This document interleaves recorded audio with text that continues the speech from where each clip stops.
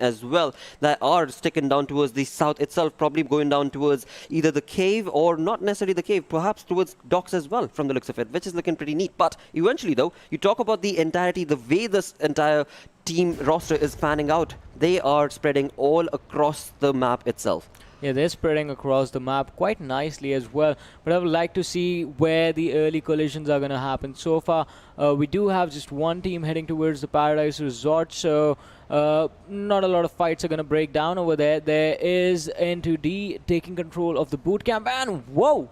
That's a massive early shift. The circle is around I think 35 to 40% in water already. So what was supposed to be a small map just got even smaller. Absolutely, and that is not going to be good for so many of these teams, because again, I mean, you look at the way the teams are separating themselves. Well, there's not really a lot separating them because there are so many teams who are all by themselves, very close, and with that we can expect an early aggression. But talking about NFP, I mean, you see 3 players, Sky Khatar and all that are all set up towards the Paradise Resort, but one lad, that is Kian, has gone down south and is completely separated from the entirety of the squad. Yeah, it is going to be a risky situation for the lad to see how he is going to survive. But alright, what is happening to the squad of destroyers?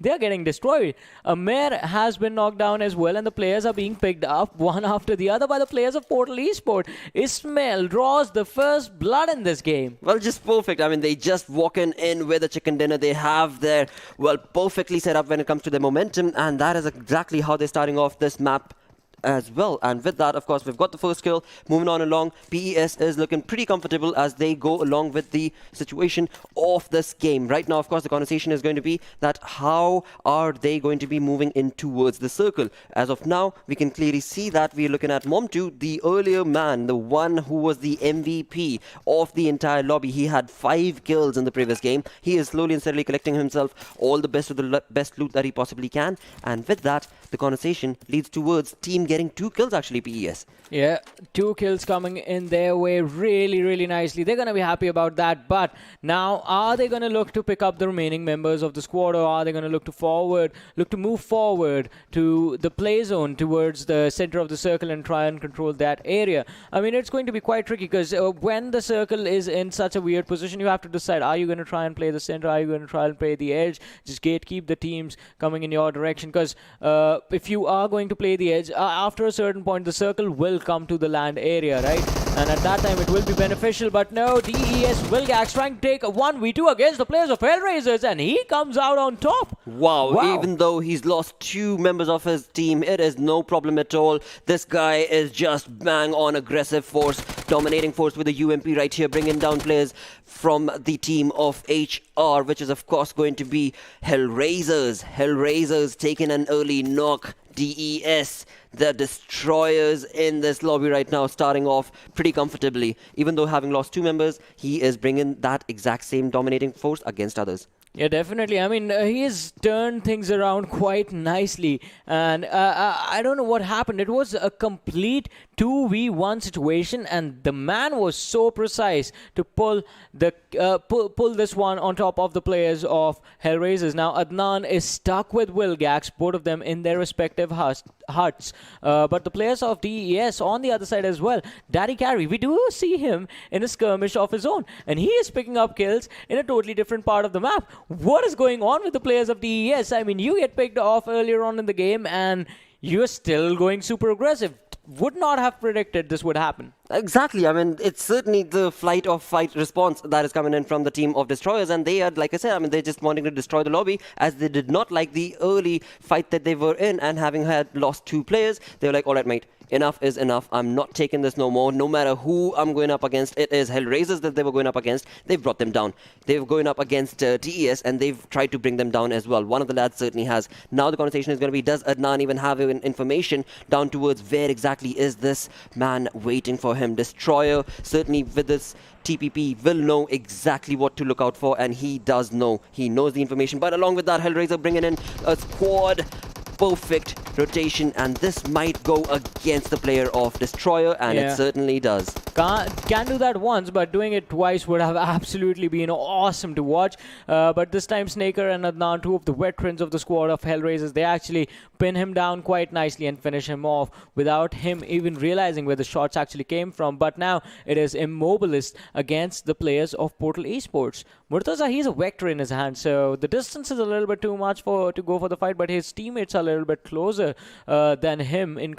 So they can start off the fight, but they will definitely have to wait for the other players to come in, so the fight goes out in their favor. Exactly. For now, they just have the information, and it is really good trigger control because that is what is required. But with that, we are seeing Immobilist taking shots, and Scout was almost knocked from the side of Immobilist, but he is, well, they've given away information now. I'm not entirely sure if that shot came in towards NFP or was it PES. Well, it is going to be quite interesting because whoever the shot came from, Immobilist are going to be looking in both the directions because the teams aren't that far apart from each other. So whoever fired that shot has basically drawn attention to both the teams. Exactly. And it can backfire a little bit harder for Portal Esports because they are a little bit closer. But hey, I mean, another squad to the rescue as Immobilist start taking aggression from Star and they lose out on one of the players. Ouch. I mean, Star X just bringing in that domination against Immobilist, bringing down players of Immobilist. And again, I mean, Immobilist, they were quite in the open with that PES being right around the corner. Should have already gotten the information. And there we see Star. It is Yops from Star's Yops, that is the one who was bringing in those knocks from the side of Immobilist. And Immobilist certainly do know where exactly those shots came from, and now they are certainly going to be retaliating against those. The only conversation is going to be, well, they've lost one player, that is going to be Khan. They know the information towards PES as well as Star. Hopefully by now, no, he does not, and Ninja goes down as well. That is another approach coming in from the other side altogether. That is going to be MSG for now. So it is a 4 versus 1. Not in terms of players, but in terms of squad, ladies and gentlemen. Because Immobilist, they are surrounded by stars. There's Magnus there, there's Portal Esports, there's NFP, and they are completely pinned down in that, in that lumber mill area. There's an airdrop right next to the weekend, so he's going to try and see if he can use that for some cover. Extra movement space is going to be available. So look at this. So this is a peak. Had he just run from one part to the other, he would have been completely vulnerable, but now he has that one airdrop that he can stop in, look around, and then move again. But Momtu, he takes some damage from Skeps. The trade comes in. Momtu took down one, and right, NFP coming in from the rear. Magnus in some trouble. Skeps, he's gonna have to hold his ground really, really nicely. Revive Adil first with the help of a smoke, and then take the fight against NFP. But no, Adil is in a really bad position. He just has one tree for cover, and the player from NFP right next to him. Skeps with an aid in his hand. He's cooking it. If he can throw this perfectly, he is going to be the reason that his team survives this bad situation. Absolutely, and right there, of course, we see PES taking some shots as well of their own. They were the ones who did try and bring down that early aggression towards MSG, but this has not worked in their favor, so they have to, of course, back out because they've already lost 2 players, or one player and another one is knocked, and this is not looking good. But nevertheless, I mean, PES right now, all they got to do is just get themselves acclimated once again with the early aggression coming in from all across the board, and with that, Immobilist finally bringing down Weekend, who was up towards the airdrop, was trying to fight, was trying to, well, flight response coming in. He was on the open, of course. Immobilist had the advantage, and they just took him down. With that, PES right now also not looking happy. Yeah, Portal Esports not in a good position as they lose out on Ismail. Oh, what just happened? Oreo, the kills are being handed to him. The player from NFP just steps into the spray that Oreo was doing on his teammate, and he gets knocked out as well. Now it's just Ash from the squad of NFP who's surviving in that small little watchtower. Alright, it's the hut that he's hiding in, and Oreo is going to try and see if he can get a finish from this far off a distance. Wow, this is just perfect capitalization of information coming in from Magnus Esports. They were the ones that took a fight against PES. They are the ones who are now taking a fight against, of course, NFP. And this is certainly looking like NFP will have to walk out of there with 2 members that are still alive. Because, of course, when you talk about MSG and their momentum, it is certainly working in their favor for now. Yeah, it is working in their favor, but for how long is that going to happen? For how long is this team going to survive? That is going to be a big question, because we did talk about this. We have been talking about this for quite a while, Lakshay. I mean, these teams, no one expected this situation to be like this. Right. We expected like Immobilist to be in a tough spot, but now everyone is in a bad position. Portal Esports, they are in a bad spot. Magnus, they are in a bad spot. NFP, they are in a worse spot. Exactly, but talking about Magnus, I mean, the only thing that's working in their favor, or yet not working in their favor, is that they have that hill advantage. Yeah. That does give them the information and the upper hand. But talk about the way they've been taking fights left, right, and center, they have been given away information as well. So if in case, just if in case, NFP is able to find a good momentum, PES is able to find a good momentum, Immobilist as well, then Magnus is going to be in a very tight situation. Well, PES Kashuf in a really bad situation. He's waiting for the door to open so he can throw the nade at the players of the Royals, and no, he tosses it in the direction of Paraboy. Paraboy being brought down to around 20 HP. Kashuf just playing this one perfectly. He backs off, goes to the other side, but Doctor, oh, he's going to deliver some surgical strikes right here. Absolutely, this certainly does look like it. I mean, the conversation is, will PES Portal Esports want to portal out of that situation, or will Royal Doctor be the one who will be tending to their needs? And perhaps it is certainly going to be the case, because the way Royal Doctor is, of course, bringing that nade in, he has the information, and of course Portal Esports need to jump out of that situation, and they certainly did. I think he's going to tend to their knees right now. He's going to shoot them in the knees if they step out. Absolutely, because that's what it seemed like. But eventually, that's what the conversation was. Will Portal Esports want to portal out? And definitely not. Again, you talk about the approach coming in from Royal. It is Paraboy, it is Doctor. They have one information, that is PES knows Doctor is there, but now Paraboy is also bringing in that early aggression, and then they're forcing the players of PES into one side. And with that, this could be any side that could take the lead, because of course utilities are being of course utilized, but eventually through what side will this push be made? Yeah, through what side will the push be made? But the push was made a couple of seconds ago, ladies and gentlemen, from N2D on the Expendables. And the Expendables, well, they have been expended. They have been taken out of the game. Ouch. That is just ouch. But indeed, the way that worked out in this favor, in this team's favor, is of course wonderful. Badshah and all the players, of course, sticking together as a team, which they definitely should. And right here, of course, we see PES probably trying to get away from this compound. They know that they have a team on them. They probably just don't know how many players are there. And so they've got so many angles to keep a cover off. And again, Royal has all the information. They know exactly where the players are. The only thing that's missing is a little bit of utility usage on point, and that is it. Flank the players of Portal Esports out, and that will be in their favor. But with that, of course, this is a different conversation altogether, where Doctor as well is now brought down, bomb the like of Mom2. Well, Mom2 is the last man surviving. He has to go for a revive on his teammate as well. In the meanwhile, the Royals have been finished, ladies and gentlemen. And here comes the third airdrop. It comes in with a Grocer and 8x. Talk about mismatch. Wow, this is trolling the players, basically. Yeah. You know, in a small little circle that is all the way to the north. All right, this is now trolling the players. Better trolling. That is just GG's indeed. But again, I mean, you talk about the circle itself, it was all the way up towards the north, and it was pushing up north as well, even right now in towards the third, and that will also be brought down. But move on towards the kill department. This is just phenomenal. N2D Phantom bringing in dominating play towards his clan. Yeah, they have been taking a lot of fights, but now the rotations have been delayed.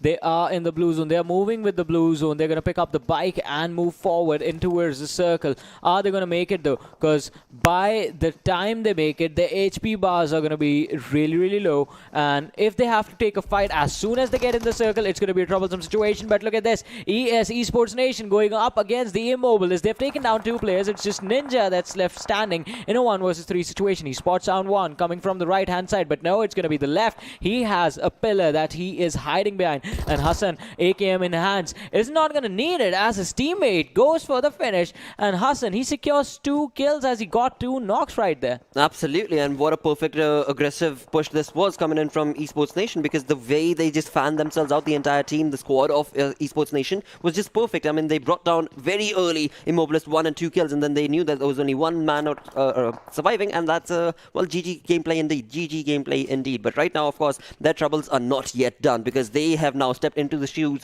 of Immobilist. Of course, there were so many other teams like Star, like, of course, you look at MJ, and this is just GG's. Portal Esports also being sent back into the lobby. Yeah, Portal Esports did not expect them to take an exit this earlier on in the game based on how they started things, but RS Redstone Lucifer, he got the kill on Portal Esports, and now he's going to be knocked out by H2E. And from the distance too, you do see the players of H2E coming in from the backside. They've gotten one knock, they have the information on the other players, but are they going to commit to the engagement? Absolutely, that will be a conversation that will be going on the other side of the map, and with that we talk about Zarzar, and this is just perfect. Zarar is also slowly and steadily wanting to push on towards the side, which is going to work in their favor because the circle is certainly going to be working towards the team of this clan. But H2E right here, H2E, the team that did bring in that early aggression towards the team of RS, have a perfect grenade brought in towards H2E, and that has brought down Snow.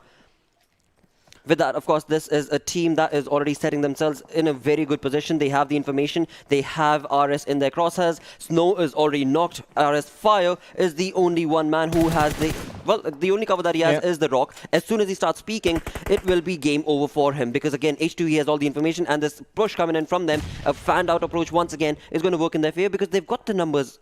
Yeah, they have the numbers advantage in their favor, and they're approaching this fight, they're approaching this finish quite precisely as well. But now, what did they just do? Jigsaw, there was absolutely no need for the man to take this much damage. Hacker and Dread should have closed in and finished him off.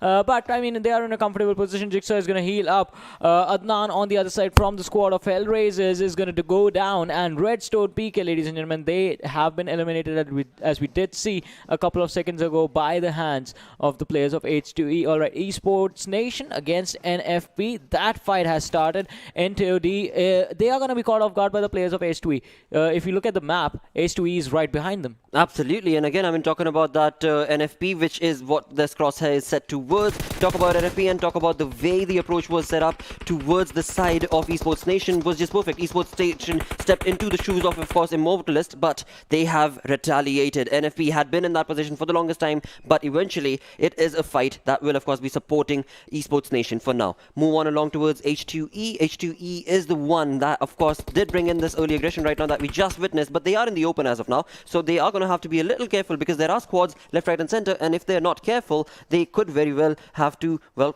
fall back. Well, they will be required to fall back, but H2E, they've put themselves in a wonderful position, and it is going to be quite an interesting scenario to see how this fight actually builds up. But N2D, inside just one small shack, they hardly have any cover available to them. Absolutely, and with that, Zarar Professor taking in that FS respect as well. This is just phenomenal. Zarar once again stepping into the shoes that they, of course, have showcased earlier as well. And FS retaliating and bringing down Zigzag from Zarar. This is just phenomenal play coming in towards the other side of the map, which is, of course, being represented by the kill feed itself for now.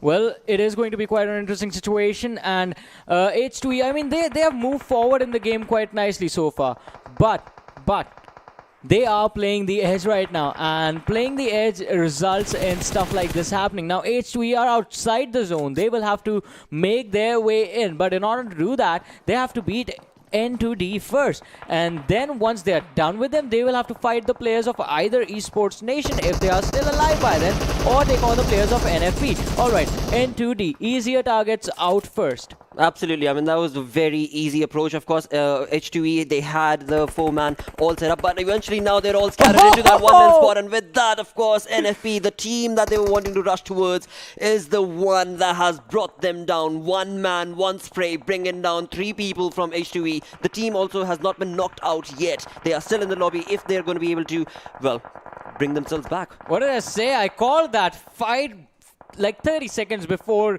it even happened, and that one man just did a 1v4 against the players of H2E. An incredible moment to witness, ladies and gentlemen, and a textbook lesson as to why you need to be aware of your surroundings on this particular map. Zarar Esports, they have taken an exit down to 6 teams, 16 players still alive. Magnus Esports, look at them. They are doing really well for themselves in this game. 8 kills already confirmed and all 4 players still alive. Wow, this is just absolutely perfect right here. Of course, we've been looking at Star for quite some time, and Star has been retaliating against the likes of Esports Nation, and they've already knocked down one of their lads. But eventually, they also have the information regarding NFP, and that one-man army that is standing for NFP as of now is outside the zone. Star has the information. Fury is the one who had his crosshairs towards him. Are they going to be able to allow him to even enter the circle is the conversation right now. But eventually, Star is looking in a really good position. Of course, Magnus Esports right off the top of the game itself, they have been just phenomenal with their aggressive pushes, and they have just been holding that ground for the longest time, bringing in kills slowly and steadily. Yes, slowly and steadily, and you have to make sure that you are being consistent as you move forward. The pace is going to be important. And talking about pace, Arcadians, so far they've only gotten themselves 1 kill in this game, but they've managed to bring themselves inside of the top 6. If they can get 4 to 5 more kills, they're going to be done. Their job is going to be done, and they can look forward to the next match already. But look at this, Esports Nation. Oh no, Weekend, you were looking in the perfect direction, but he flicks right on his head and takes him down with a really nice headshot from the arm. Wow, that was just, again, GG play. This team is dominating the lobby right now with, of course, 9 kills, all 4 members alive, with that freestyle getting eliminated with the likes of Esports Nation as of now. NFP is also being brought down. NFP's last man surviving was also outside the circle, so not for long. That was, of course, a known situation for the like of NFP. But right now, again, you look at Star, they are still the 3-man army that they are. Arc brought down from the side of MSG. I mean, Magnus, they are doing phenomenal in this game. This has to be their chicken dinner.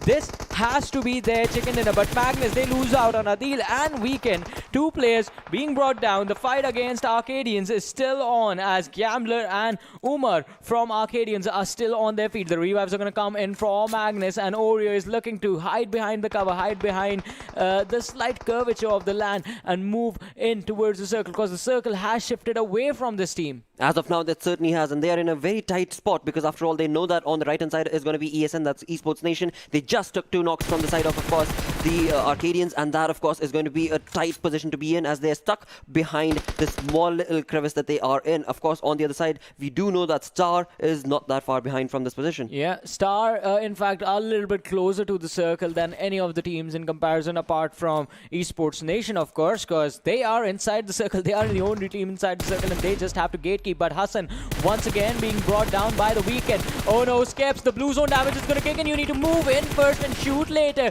Magnus Esports, one small mistake, and they are getting punished. They are being taken out on the 4th position in this match. Wow, this is just GG's now. With that, we've only got 3 teams left. That is, of course, going to be Star, Esports Nation, and Arc. This is just awesome, because Arcadians have only 1 man alive for now, I believe, or 2 man alive for the team. But with that, will there be any more gameplay coming in towards the favor of Star? Probably not. This seems like it is going to blow out in their favor, and it has just done so. It is out. This is an end story. There's no way you're going to be surviving that 6th zone. And Esports Nation. Well, Esports Nation, how lucky are they? They took 2 shots from the AWM. Their position was compromised. They were down to a 2-man squad, and they still win the game.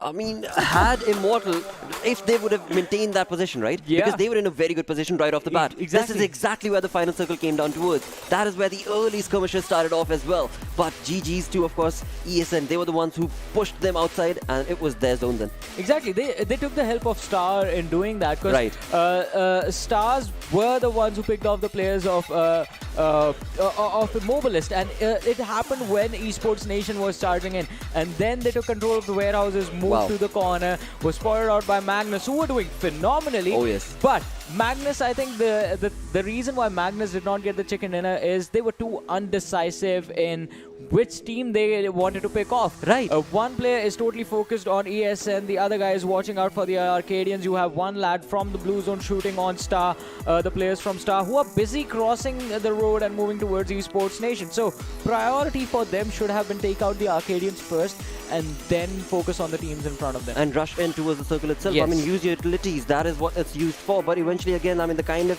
gameplay that was brought from them, GG's to them with that. They will get the points. But talking about the most valuable player from today's game, I mean, there are so many wonderful plays that came on along, but it is Magnus Esports' Oreo bringing in 4 kills for the team, 856 damage. Yeah, 856 damage, survival time of 20 minutes, 36 seconds, 3 assists, and healing done just 129. So an amazing performance from this one individual, and not just him, the Weekend.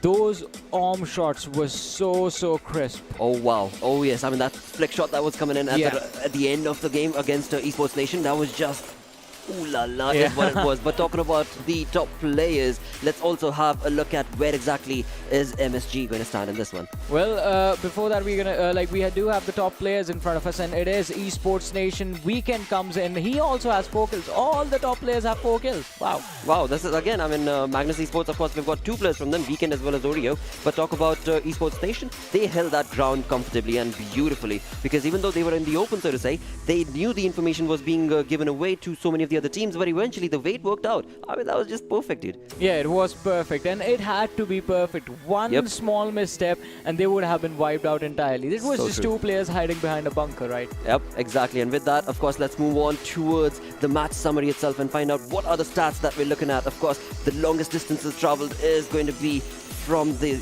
clan of course, Esports Nation. Yeah, longest distance traveled from Esports Nation. And they traveled all this distance to finish off the team of Immobilis. Yep, exactly. That's exactly what they did that for. And with that, move on towards the longest distance kill. That was, of course, coming in from Star X. That was Fury Op. And that is the match summary right there in front of us. But boy, oh boy, I mean, the way Oreo played, the way this Magnus, the entire clan actually, the way they just held that ground was perfect play. Bringing in kills wherever they could. Even though they were taking fights at one point in time with 3 individual teams, they held their ground. Also, I mean, a big round of applause to the player from NFP, the way the fight against H2E turned out. He waited for the precise moment. See, as I was saying, like H2E, they were playing the edge. They delayed themselves so much, focusing on kills too much that they let the other teams get in front of them. Right. Now you have N2D hiding in a shack, NFP in a corner, and then Star on the other side, Esports Nation on a flank. H2E, at the best case scenario for them was they got 4 to 5 kills and then they were finished off. Right. Did not happen because the player from NFP, he was so smart. He saw them come in. He waited for them to get in front of the shack, and then he started going absolutely ham. He went ham with those bullets. Wow, that was absolutely perfect. I mean, the way that was controlled. I mean, again, because NFP, of course, the lad had information. It was just a trigger control that he was waiting for. Yeah. And indeed, I mean, just perfect play. Even though it could have resulted in a different approach had they just taken care of Arcadians or Esports Nation for that matter. But eventually, again, they had different things that they had planned for the entire final circle. But yes, move on along to the moments. I mean, just perfect dominating plays throughout the game. But eventually, you talk about the best of the best moments, the open moments. I do believe that is what is up next. So let's have a look at those moments and find out where exactly did things go wrong for them. Well, we'll have a look at that, but before that, I think I would like to see how many points did the teams actually get, because I'm just getting curious. True, that's certainly true. Let's move on towards the match ranking first, and with that, of course, Esports Nation were the one who did end up getting that chicken dinner, but Magnus Esports with 11 kills. This is, I was more interested in this.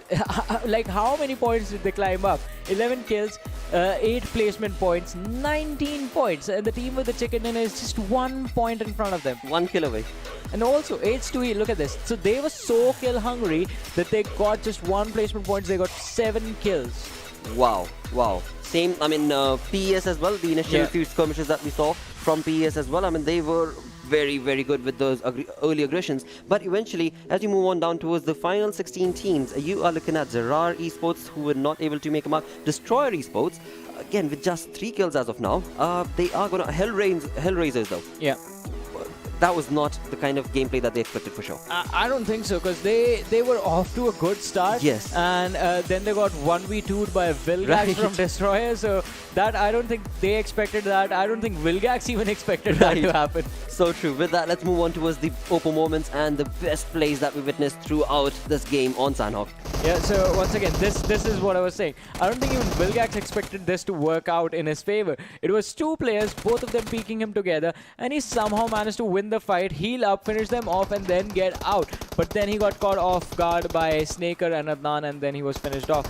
Destroyer did not really have that much of a good time in this game, but it all came down to the fact that they were caught off guard. Like, 2 individual players were caught off guard by the players of PMCO Esports. Absolutely, and right here it is the Magnus. This is the team that has just shined across the lobby on the map of Sanhok today. The way they held their ground, the way they were just bringing in knocks one after the other. It was Mom2 once again standing up for this team. And right here, when we look at this push that was brought in from Royal Esports Doctor, it was, I mean, they waited for too long.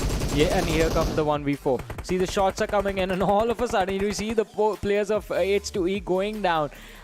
Dread peeks out again, and he got finished off as well. And this was the flick shot that we were talking about. I mean, that was so impressive from the weekend, because he was expecting him to peek from the right.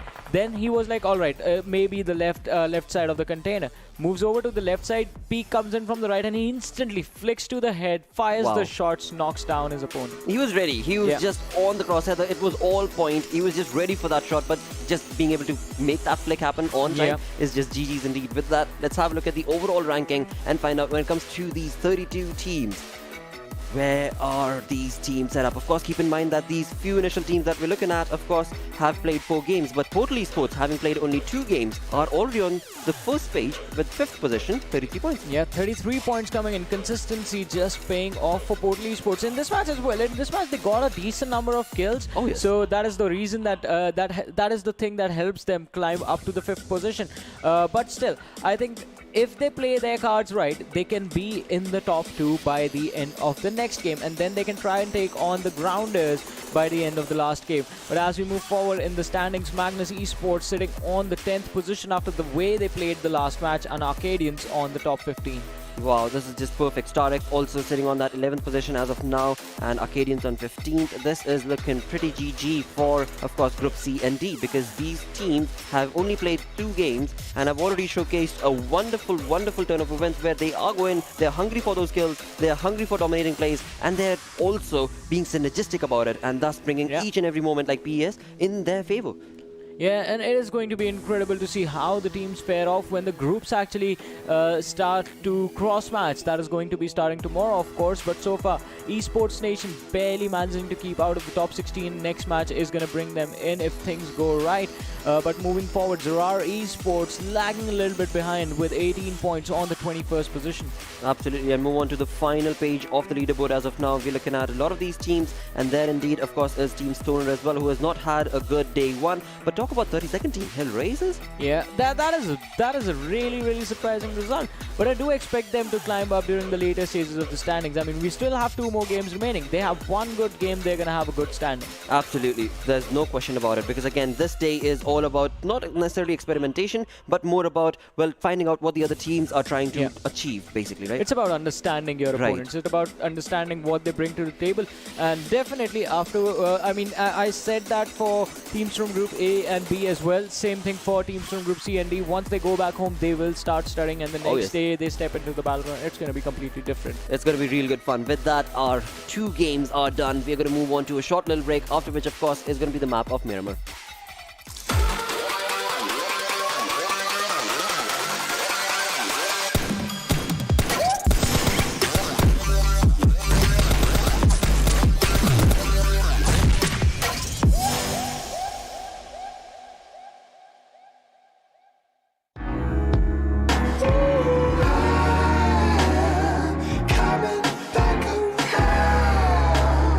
Because you're everything I need.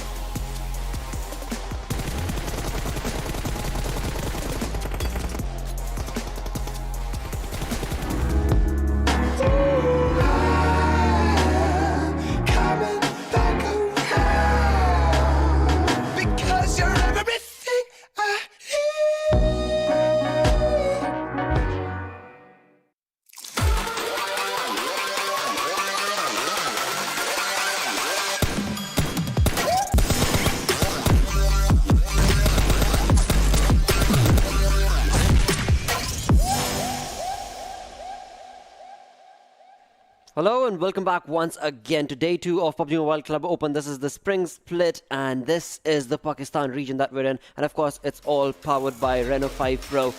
2 games done, Johnny. Yeah. Moving on into the 3rd game with Miramar. What should we expect now? I mean, I don't know what to expect. Did not expect Erangel to go the way it went. Did not expect Sanhok to start the way it started. And it is actually incredible what these teams are bringing and how the action unfolds so far. So Miramar, I'm going to keep an open mind and I'm going to take whatever comes our way. Absolutely, no question about that. Nothing to, of course, shy away from that conversation. But another thing I do want to talk about would be, well, again, we know for a fact that Miramar is a very long map. So do you expect the game to be that much more extended, or do you believe the kind of aggression that we've been seeing up until now, we'll probably be looking at that right off the bat in probably the first 2 to 3 minutes, right? I think, yeah, we might get that as the drop locations of certain teams clash, but if that does not happen, then probably within post 10 minutes we will start seeing fights based on how teams are playing right now. These guys are way too aggressive and I really like that. Well, again, I mean, that's what I'm also keeping in my mind, because I did day 1. Now on to day 2, of course, we're looking at Group C and D. Nothing taken away from all these groups, but day 1, within the 3 minutes itself, 3-minute marker, you would already have teams knocking down each other.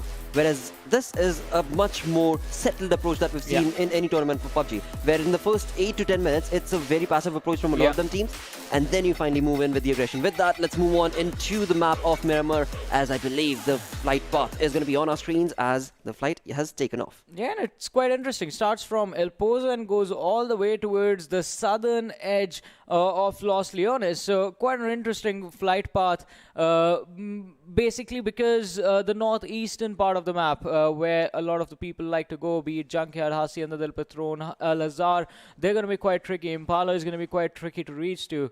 So we're going to see a lot of teams dropping down to the central location of the map, picking up those vehicles and then rotating to their favorite drop locations. Absolutely. For now, we have our team like NFP who are moving down towards the crater fields for now, or maybe they might just be moving down towards Hacienda as well. But again, we'll have to see. Talk about Royal. Their approach is certainly moving on towards more of a western approach for now. MGS, another team that we have our eyes on, that was just phenomenal on the map of Sanhok, slowly moving down as well towards the left hand side, because again, I mean, for now the teams are just scattering themselves. There's no pinpoint where so many of them teams are contesting for one single location from what I see right now. Yeah, but I mean, it is quite interesting. I would like to keep my eyes out on the team of Star, because they have been playing with the 3-man roster and they have been doing really well for themselves. They were, top 4, top 3 in the last match, and they're doing really well in the overall standings as well. I would like to see how far can this team take. And, well, the circle goes where the plain path doesn't.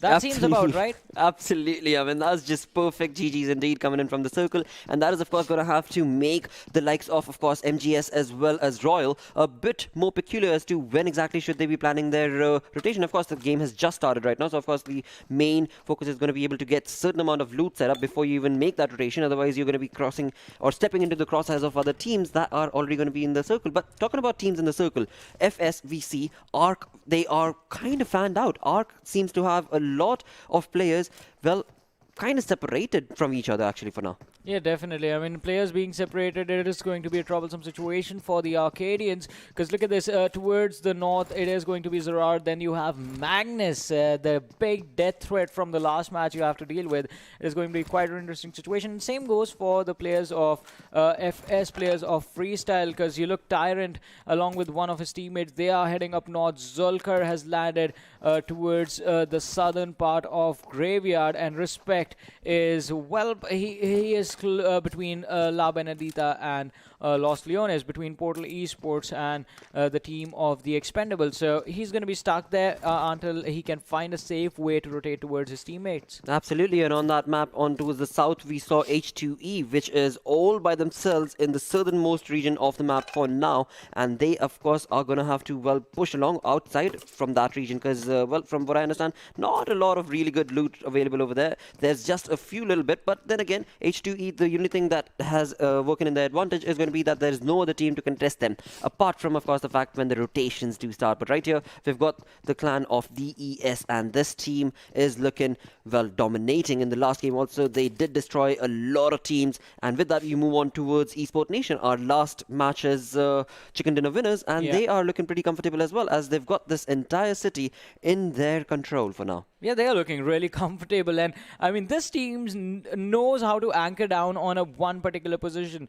So they have to make sure that I think for them, it's better if they get to a position early and then just hold their ground. This team has a play style built for that.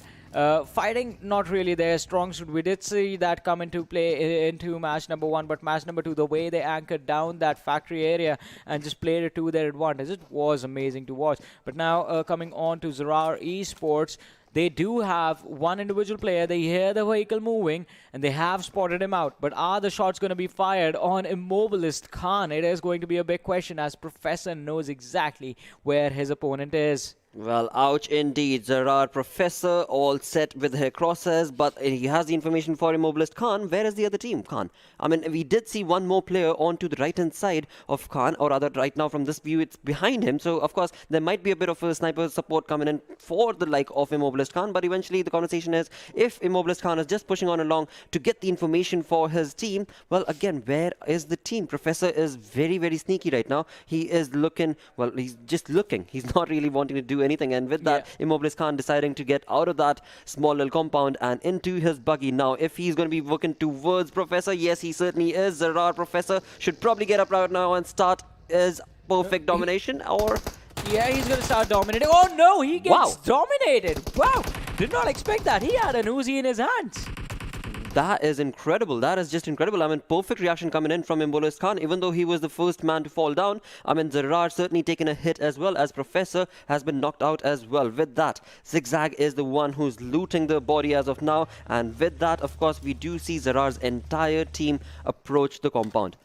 Well, I mean, it was supposed to be a kill for Zarar Esports that should have been theirs for free, but kudos to Khan for making Zarar pay for that one. Had he gone down for absolutely no cause, Zarar would have been in a really wonderful position. I mean, 1 point already being secured earlier on in the match, and then they could have moved on to the later stages of the match. But now they are down to a 3-man squad, so he made them pay as soon as the shots were fired, and that was incredible, the reactions on that man. Exactly. I so want to see what was the gun that was used, because I know that Professor had a micro, right? An Uzi, but eventually, I mean, we know the rate of fire for an Uzi for that close combat ought to be working in your favor. He had a 1-level helmet. Maybe it was just the way the shots were taken from the side of Immobilist Khan that worked in his favor, perhaps. Yeah, it was the M4, and it was, I think, just the fact that as soon as he jumped out from where he parked his buggy, not parked, but basically crashed his buggy, he instantly flicked to his opponent's head. Therefore, that's exactly what got to Professor, and Professor is not going to be happy, mate. I'm certain about that. Nor is the team or clan of Zarar. But with that, you move on down towards Myth right here, who just, of course, took control of this compound, and they are just busy looting. For now, he's looking pretty comfortable, but he's got 0, well, first aids. He certainly should be working towards a couple of first aids as well as a few more utilities. This is, again, right now, it's only 6 minutes in, 7 minutes in, so all the teams are just going to try and work towards the best of the best loot that they possibly can. But with that, of course, you move on down towards the south, and that is where H2E is stuck outside the circle, and they still have not decided to get into even a single car. Yeah, still not deciding to get to a car, because, well, I agree with you, they desperately need a vehicle with them if they want to move from that Los Higos situation and come into the circle all the way to Los Leones. That's going to be a long journey. It's going to be a long drive that they need to do, and along with that, they need to make sure that they're going to be safe from the teams that end up gatekeeping on this map, especially N2D. We have seen them play the edge time and time again. Destroyers as well. They have stopped close to the edge, and they can cause a lot of trouble for the team of Star. Absolutely. For now, we see Star slowly but steadily, of course, wanting to move on from Porto towards, of course, into the circle. But again, the conversation brought down toward H2E, that is on towards the south, as we see on our maps. Well, they certainly have not found a car. It seems like they are just taking that YOLO approach and just running for the circle for now. And of course, with that, move on down towards MGS. They are in a perfect position, moving out from Monte. They are going to be moving in towards the circle, and the best part for them is the fact that there is no team that could contest their rotation into the circle as of now. But again, talking about contentions, look onto the center of the circle. We've got PES, we've got FS right next to them, and alongside that, of course, Immobilist having had that one knock, and we've got the likes of course, this one more team that is going to be Arcadians, I believe. Yeah, Arcadians are going to be there, and Arcadians have managed to regroup themselves because we did see them go for the split drop a couple of seconds earlier. So they can catch Zarar Zigzag off guard. He's right just a bit north of them. But Arcadians, what are they going to do? What is going to be the course of action for this team? I'm getting worried about H2E right now. Well, certainly. Ought to, because finally they seem to have found a buggy or a vehicle wherein, of course, again, the conversation then, Johnny, could be that in a map like this, you certainly want to have individual vehicles for the entirety of your team. You cannot be all rushing in to just one vehicle. That is also going to be a very detrimental approach if they do end up getting that. But right now, it is certainly a conversation for another time because H2E is, well, they certainly are stuck over there. But talk about NFP. NFP is up towards the north, and they are looking pretty comfortable as well as they make their rotation towards El Hazar, I believe. They are in a very comfortable position. They are sticking very close to the circle, circle's edge rather, and so there's no team that will be contesting as they make their rotations. But with that, we've got the airdrop, and the airdrop that we've got is going to be a Groza with an 8x, and that is something that all the teams are certainly going to want to get. Yeah, definitely. I mean, 8x you could use with a sniper that you find. Groza, the rate of fire and the damage output is going to help you in the close range situation. But again, Freestyle versus Portal Esports, and Tyrant, ladies and gentlemen, he is going to get finished off. These teams, this rivalry, it's going to go for ages. It certainly is. I mean, right off the bat, these teams have genuinely picked on each other. That is, of course, Portal Esports talking and going against the likes of Freestyle, and they have just got this rivalry set up, which they will every single time try and contest against. Now, with that, of course, we're looking at Murtaza from PES, that is Portal Esports, having had the information as to where exactly did the team member of FS even come from, and so he's certainly got his eyes gauged on down towards that hill, but he has not gotten any information thus far. Yeah, no information so far, and finally we do see the players of H2E on the map. They're finally starting to move so late in the game. Oh man, I hope they make it quite safely. I hope they don't get get gate kept way too hard and just like are completely denied the entry into the circle. But so far, Immobilist, everyone is centraling. Everyone is sort of coming towards this Minas Generalis area. Immobilists are here as well. So it's going to be quite interesting to see if this team can survive the attack this time. I mean, we do see Arcadians in the distance from the perspective of Nan. And they will have the high ground advantage once they actually come in and decide to engage in a fight with this team Immobilist. Absolutely, and with that, we've got another fight coming in towards ESN N2Z. This is just perfect annihilation coming in, and Waleed from ESN going down. Esports Nation taking a first knock, and Badshah as well as Gun looking really comfortable right here, having had control of that compound. They will be looking for it, and with that, Immobilist taking shots towards NFP, and NFP out in the open. They are going to have to either crawl down out of the situation, or they will probably rush, and they certainly will be rushing away from this. And wow, that is just perfect. Immobilist, even though he was trying to bring the domination, he was not able to bring in a lot of damage, and he ends up getting a knock.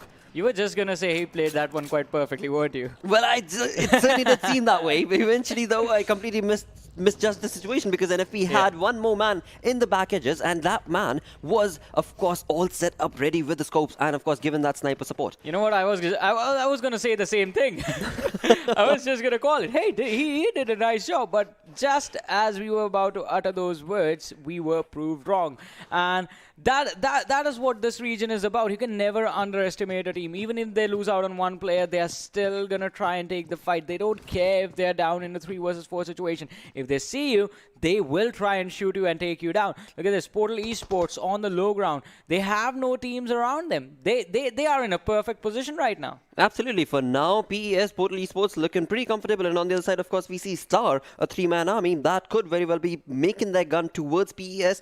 Again, though, when you talk about Star, the entire approach that this team has had, with only 3-man army being the, well, they being just the 3-man army, they are making only necessary pushes. They're not making any unnecessary pushes. And with that, we move on down towards NFP, moving towards Star. This is going to be quite a cluster mess because Star is all by themselves. We see Arc coming in as well as NFP for now. Yeah, I mean, the three-man squad pulling wonders over everyone else. And they've still managed to survive this time. Arcadians are right next to them. But I've sort of figured out what Star are after. They don't want to engage fights. They always go for the backstabs. And talking about backstabs, well, MGS Weekend, he's going to be put on fire as his vehicle gets blown up by fire. I mean, I'm talking about the player right there. And Arcadians, look at this. Faison has been taken down by someone else. But we do see the players from Star trying to go in. And it is a bait actually as the backup arrives. It is an outnumbered situation. Tala, his HP is low. Anonymous, he's going in for the cover, trying to protect his teammate, but he is going to be running into a bait as well. He finally drops out of the house and runs back. Can he survive? It is going to be a 4 versus 2 situation now. It certainly is going to be a 4 versus 2 situation where indeed, I mean, Star early aggression coming in was working in their favor. They did try and bring out almost a knock, but eventually it led the team to be, oh, damn, just in a small little... Exactly, just in a small little cluster. But with that, of course, now Star bringing in that aggression once again with the use of those perfectly cooked grenades, and knock has been brought in. One knock is certainly there. Will that convert into a kill? They've already got another grenade already cooking, and Star is only two-man army for now. Keep that in mind. So that push is going to maybe be a bit of a mess as he tries to go through the smoke, but he's certainly not able to get any knocks thus far. Yeah, a Molotov or a nade could do the trick right now, but no, Anonymous, he decides to charge and he's going to be picked off. Just one player from the team of Star remaining. Arcadians, they have to take this fight. This is their fight to win. 3 kills can be picked up from this. It's just Fury outside. He takes down one, AKM in hand. His HP is low and he gets finished off, but not for free. He takes down Gambler before he goes down himself, making the Arcadians pay at least even a little bit. That is just perfect. Star, they were in a bit of a mess. They had their shots towards Immobilist as well. They did knock down one player of Immobilist. Of course, though, the Immobilist team was there to be able to revive them. On the other side, of course, that much more closer to Star was Arc that pushed on perfectly. The push came in perfectly and Star decided, well, not this time. We've had a lot of passive approaches. We are the ones who are going to be pushing on along. They tried that push against them, though, because, again, Arc came in with 4-man, and 4 versus 2 situation will not pan out for you. Even though, I mean, Star had a pretty decent run, I would say. Nevertheless, move on down towards this perfect airdrop coming in with yet another Groza. And no scope this time, though. Yeah, no scope this time, but, well, hey, another Groza, a lot of damage. The gun does tons of damage, ladies and gentlemen, and you have to be careful when you're opponent. I mean, everyone, as soon as you hear a Groza going off in a distance, you just start to watch out.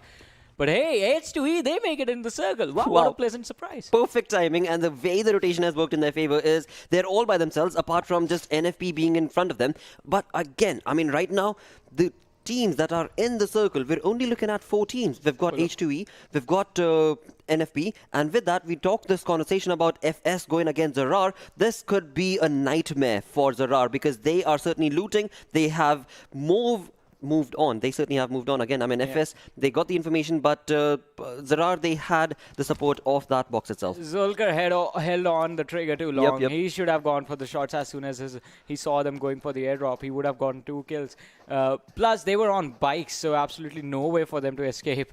Again, though, it's just the trigger finger that did not work in his favor because he did not end up making that his priority, and that's absolutely fine. Again, you move on down towards the exact same compound that Star was taken out of. Immobilist is what we're looking at, but FS certainly has the information, and they are now moving on down towards the team of HR, which of course is none other than Hellraisers, and Hellraisers last time did not have a good outing, but this time around, they certainly seem to be in control. They certainly seem to be the king of the hill, and that is what they are bringing into their favor. The conversation, though, is going to be, will HR, Hellraisers, will they be able to keep this position for themselves? Because the circle is also rushing for them. FS, on the other side, of course, will know and have the information that, all right, Hellraisers has pushed. Hellraiser has already knocked one of our lads and brought him down, but will they be allowed to move on forth from that hill?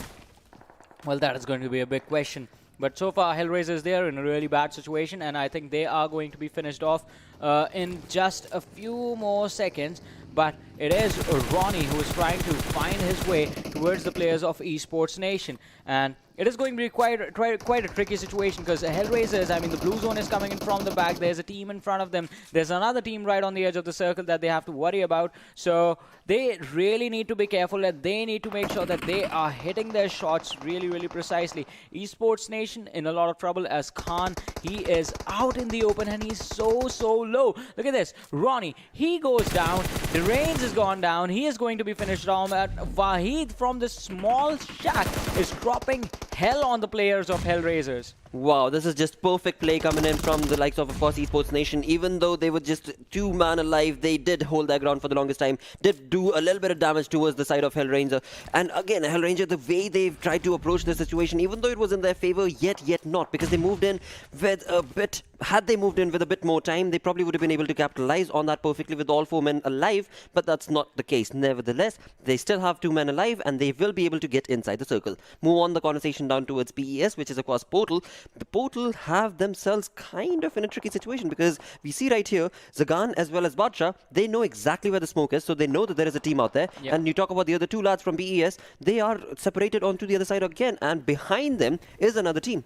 Yeah, behind them is another team, and that team is out in the open, and it is going to be Destroyers seeking to destroy their opponents, and also the Arcadians in the distance. And look at this circle. As fate would have it, absolutely no one is inside the circle right now, so quite a pleasant surprise right now.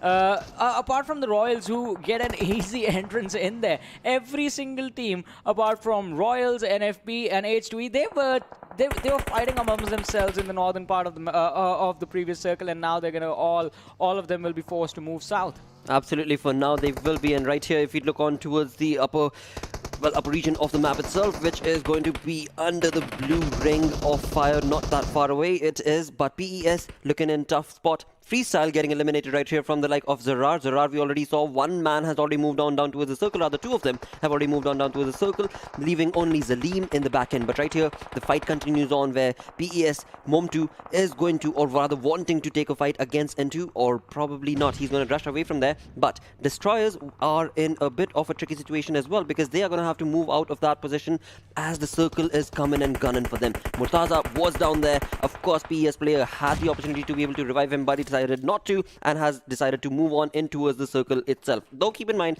PS still has 2 more players in the back end, and maybe if they've got vehicles on their rotation, they could maybe very well bring that knocked player up. Yeah, maybe they can do that, but that is going to be quite tricky to work. Oh, Thala! Is he Thala or is he the Flash? Dodged every single bullets out there, and his opponent was taken down by his own teammate. Oh my god, what did I just witness? Wow, this is just perfect. I mean, Zerar, the way team has worked out, it has just been phenomenal. But right now, as they move into the circle, it is quite an open circle. There's not a lot of cover that's available for these teams, and again, that's the reason why we're seeing so many of these knocks coming in along, and with that Immobilist getting a few knocks because of the zone itself. Scout right here trying to pick up a fight against the wonderful likes of Daddy Dari, but Destroyers are well knocked, and with that, Immobilist Scout is on a domination kill, 3 kills to his name, and on the other side of the map, we're looking at PS Momtu in his rotation being chucked up by Royal. Yeah, I mean, Royals are going to be in a really nice situation since they have picked up few kills, but they're still on the edge, so they're going to be required to move inside the zone.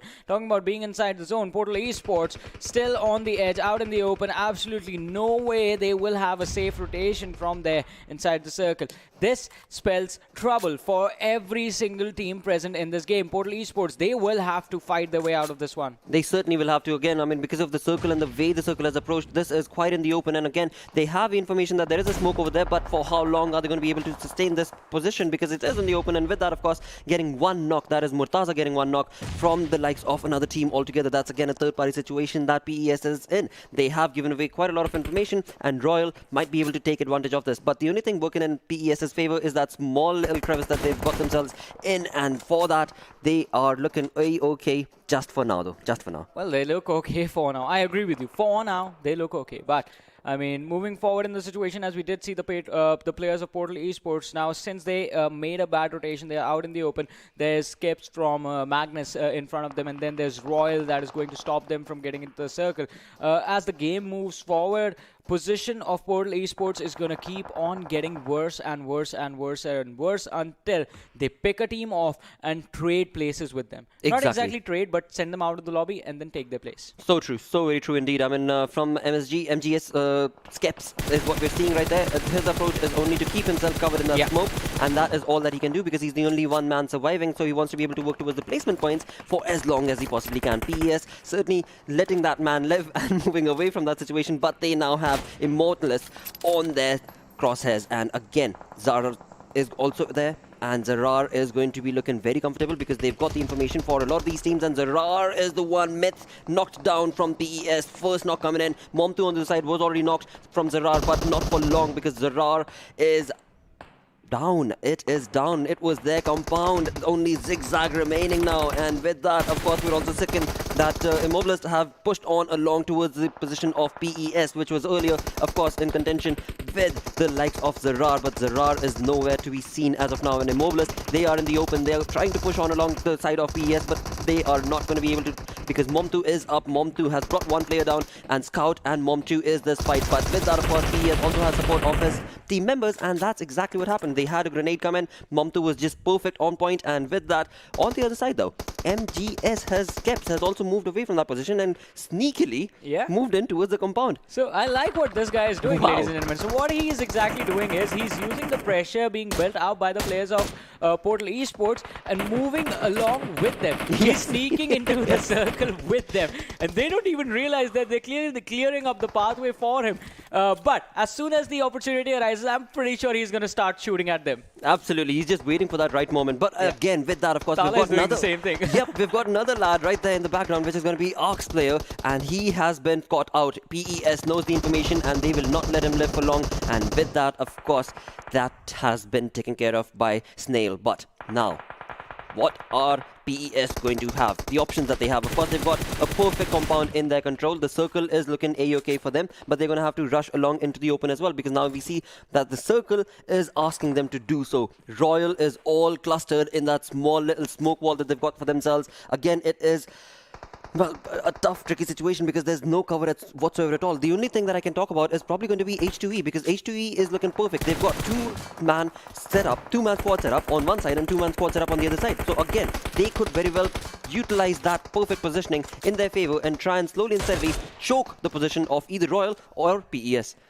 Yeah, definitely. I mean, if they can actually manage to choke them, as you pointed out, it is going to be a wonderful position. But the Royals are the ones getting choked by the players of H2E and Portal Esports. And Royals stuck out in the open are taking shots from both the direction. Gangster has gone down, but the revive is going to come in. Oh, Charlie Pro's down on the ground behind the vehicle. Oh no, I thought Gangster was going to get revived, but no, he gets finished off. Murtaza transfers the spray to Doctor as well, and Doctor is going to get knocked out. Now the shots come in on the other players. Doctor gets finished off.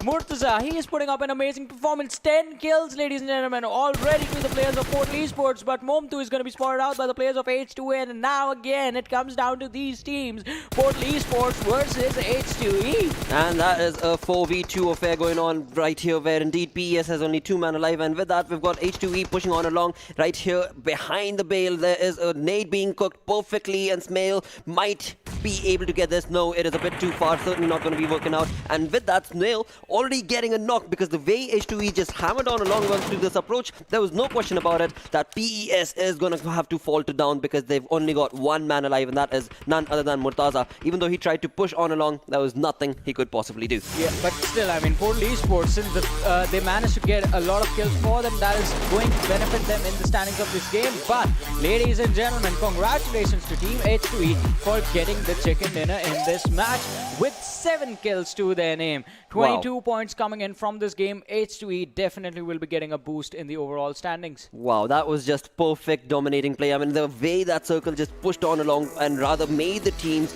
to be that much more creative in their pushes and that much more lucrative in the approach, that was just phenomenal. I mean, at one point in time, PES was all out in the open.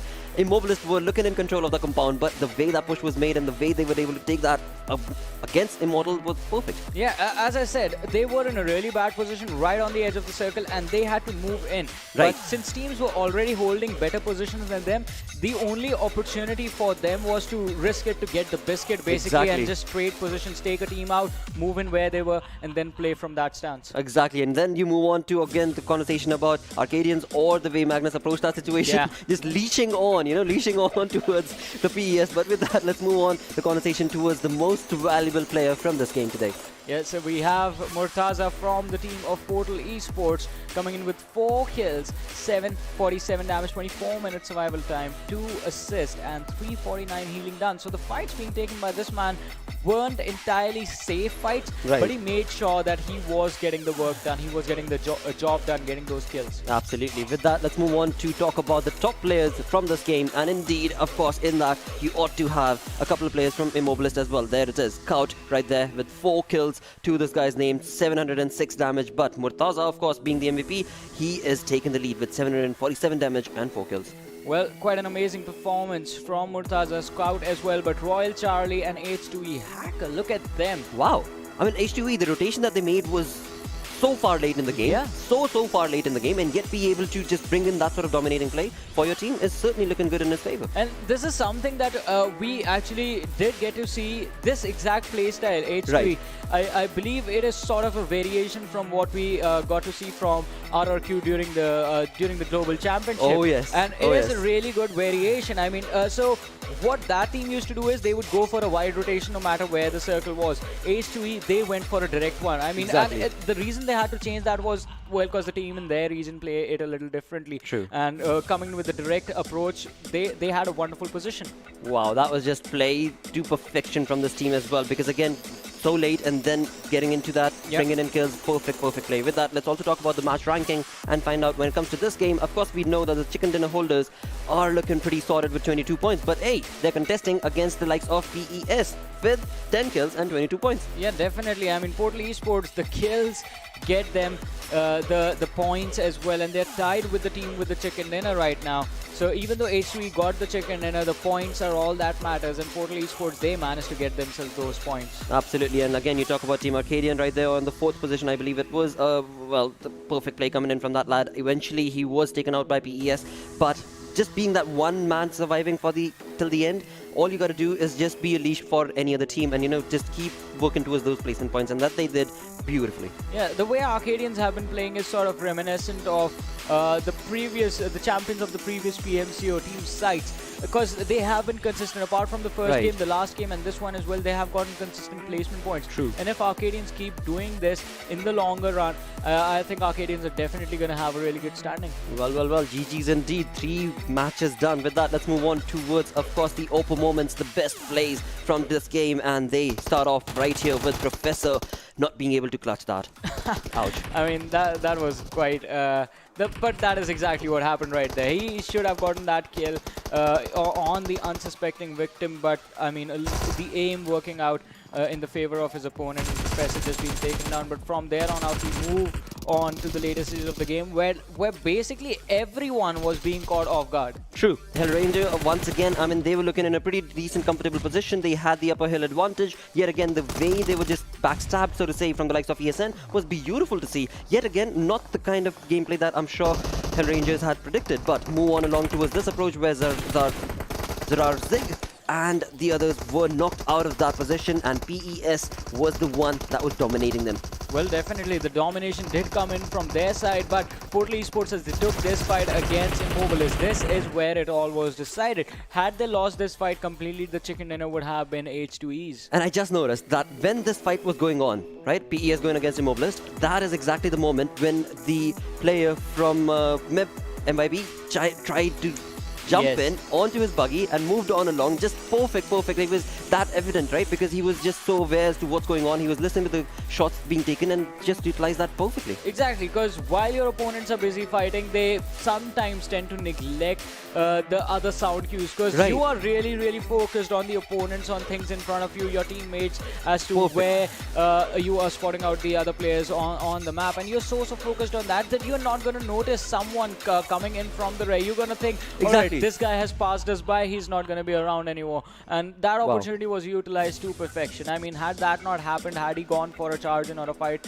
MGS would have lost a lot of points. That is so true. I mean, Magnus Esports absolutely standing true and certainly working towards the finality of it all. And what is the finality? Well, of course, you're looking at the overall standings themselves. Yeah. So let's have a look at that and find out. Well, in just 2 games, of course, Portal had moved on to the first page, and now in 3 games, they're already contesting against the team of Grounders. Well, last match, and let's see, can they take on the Grounders? But it's just not them, it's the Arcadians as well. Look at them. 3 matches played, and the Arcadians are on the 6th position with 35 points. And the consistency shows in the number of placement points that they have been getting, 24 and 11 kills. So Arcadians putting up amazing numbers on the board, but they need to make sure that they keep on doing that. One failed game from the Arcadians and they're going to drop down really, really far. Absolutely, and looking at that 13th position right here, we're looking at SX Blessed right here with 12 kills and 28 points. They've had a decent outing thus far, but eventually you move on towards the final, or rather the second last page of the leaderboard. You have the Royals. The Royals this time around held their ground. They had all 4 men alive for the longest time. The only thing that did not work in their favor was, of course, I mean, you've only got a smoke wall that can help you for only that long. Otherwise, you've got nothing. There's no rock. There's nothing that can help the bombardment of all those, well, wonderful, skilled bullets coming towards you. Yeah, definitely. I mean, there's nothing that is going to protect you from all those things. But as we move forward to the last page of the standings, I mean, we do see Hellraiser still down in the bottom, and that is going to be a big question. Are they going to make sure that the last game is theirs, or are we going to have to wait for another day for this team to make a comeback? Woo-wee. This is turning into quite an aggression, quite an aggressive outing, certainly. Yeah. And of course, with that, we move on towards the final game. After which, of course, we are going to have the result as to what to expect from all of these groups. But before we step into that, we're going to go on a very, very short break. Stick around. We're going to be right back.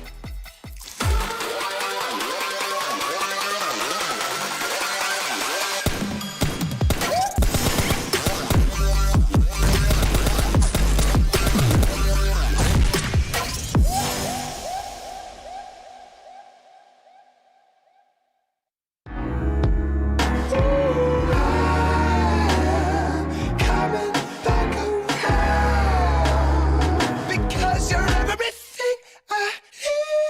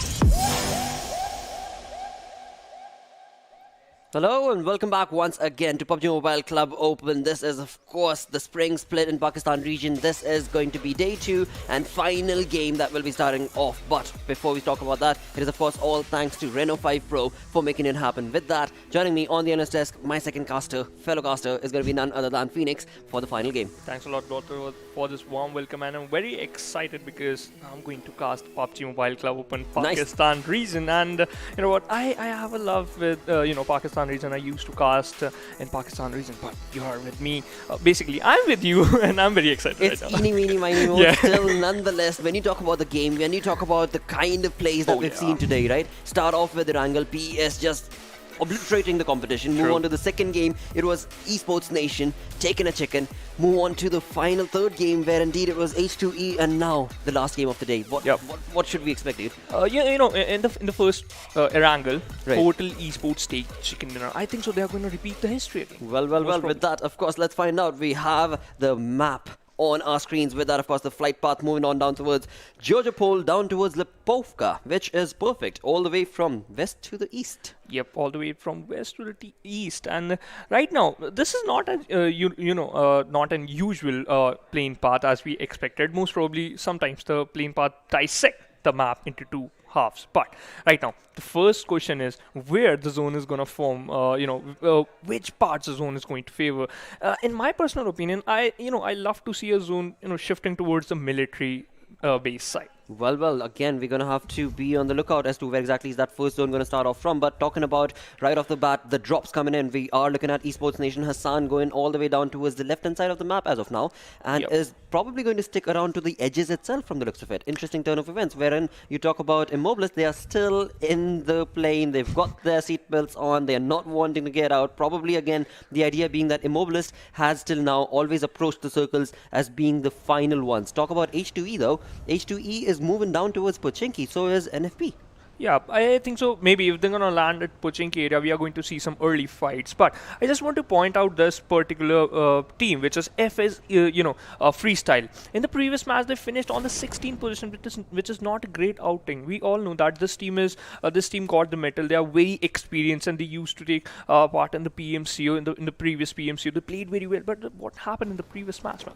Exactly, I mean, that is what the history has been, but again, does not imply could be the same. It is so many times that different maps end up bringing in different sorts of plays from different teams. But talk about MGS right here once again. Magnus going all the way to the right towards Milta Power itself. And again, is there a team following them? Because it certainly does seem like TE is probably going to be supporting them alongside that Milta, or maybe going down towards Milta Power itself. But with that, we've got the circle already set up, and right here, this is looking phenomenal. We're down towards Pochinki apart, and this is RS Royal, and this is looking, well, right off the bat, this is looking smacker of a gameplay. Yeah, right now, Royal just playing with the 3-man lineup. Yeah, in the previous match, they finished on the third position. Yeah, RS Redstone, my apologies. Yes, RS is Redstone PK, and that is Lucifer Fire and Snow all set up right there with H2E all as well set up in the same exact region. They probably don't have the information as of now. Snow is a bit too far away, so we'll probably want to come back to his team and try and probably readjust themselves as a team itself, because again, it is probably a 3-man army from the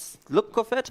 And again, they should probably not take this fight this early. Yeah, true. And this is not a good decision for themselves, because they are already a 3-man lineup, and if you're going to face 4 people against you, 4 opponents, so I don't think so that they could survive so long. But right now, by the looks of it, they are just fall back and trying to collect some basic loots, and this is a good decision because you are not engaging in some fights. And by right now, H2E Hacker, he's just already just setting up an TPB angle, setting up an angle right now, trying to spot some players with the DP28s. Absolutely, he had a DP in his head, and he certainly was looking out for trying to get information as to where exactly are the players. I'm not entirely sure if he still does know or not that there is the team, because again, when you jump in towards this region, right, Pochinki region, as you are on the parachute and slowly coming down, you ought to have noticed already that there were other team members. There were other team members as well as other team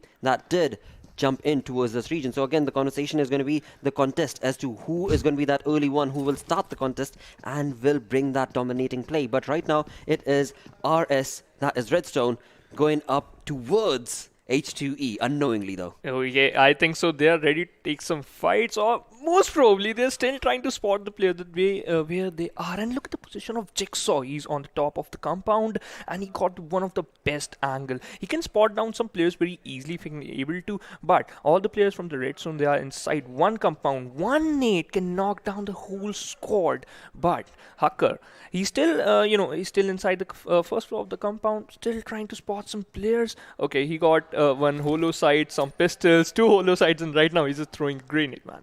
He's certainly trying to utilize the utilities approach in this engagement. But indeed, again, the conversation is going to go on towards, well, he should probably not be prone, because again, maybe he's just going down for the first floor, the ground floor itself, but should not be the case. Again, right here, another conversation is going to be Snow and as well as Fire. They were roaming around quite a lot, and that has certainly given away steps and audio cues to the team. The way they are, and right now, a kind of a good nade from the side of Jigsaw, and Fire barely surviving on 10% HP.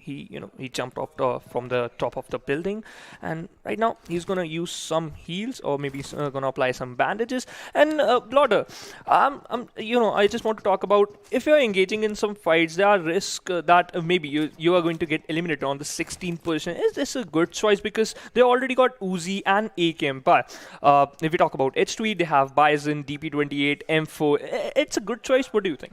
Well, again, I mean, initially, nobody wants to be the first team to go into the lobby. There's no question about it. But again, if you are being forced to get into a fight, you've either got the position to run away, for which, of course, you're going to have to use utilities, or, of course, you need to have car or something of that sort to be able to, run away from the position. Otherwise, you will be knocked down. You're running away, and you'll already still have guns approaching you from your opponent team, which is in front of you. So it would probably be best to just hold your ground, and that is exactly what we're seeing from the likes of course, Redstone, as well as, because right now they know that they are in a fight, and the conversation is who is going to start that early skirmish, and that seems like H2E, because they're 4-man army. They've separated themselves and segregated themselves quite beautifully. They know they have the information for Redstone, and Redstone is just set up in that one small little house. So talking about the flanks, H2E certainly seems to be in a better advantage on this. Yep, they got plenty of, angles so that they can spot down some players in red.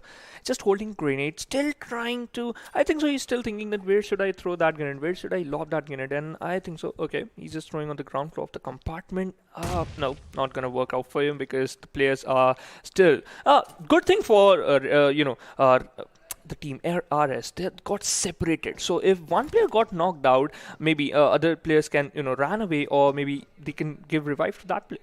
Maybe. I mean, again, right now we're just looking at who is going to be taking that early fight. There is a lot of different approaches being applied. RS has certainly moved away from the position, and Fire certainly has some sort of an idea as to where exactly is H2E's player. But again, this for now is all they've got. It's basically a standoff, and nobody wants to take that first step. Nobody wants to be able to take that first hit or knock as well, of course, no question about it. So they're taking it safe, they're taking it procedurally, trying to find the information, trying to gauge as to where exactly are the players. And right here, Snow, I believe, does have the information towards where exactly is Dread going to, but Dread seems to have walked back away from that. Yeah, but the good thing is for, from the side of H2E, they're throwing some mollies and nades so that they can buy some more time for themselves, because they are right now, look at Dread is just, okay, he's just climbing up, and maybe he's just going to go at the top of the building.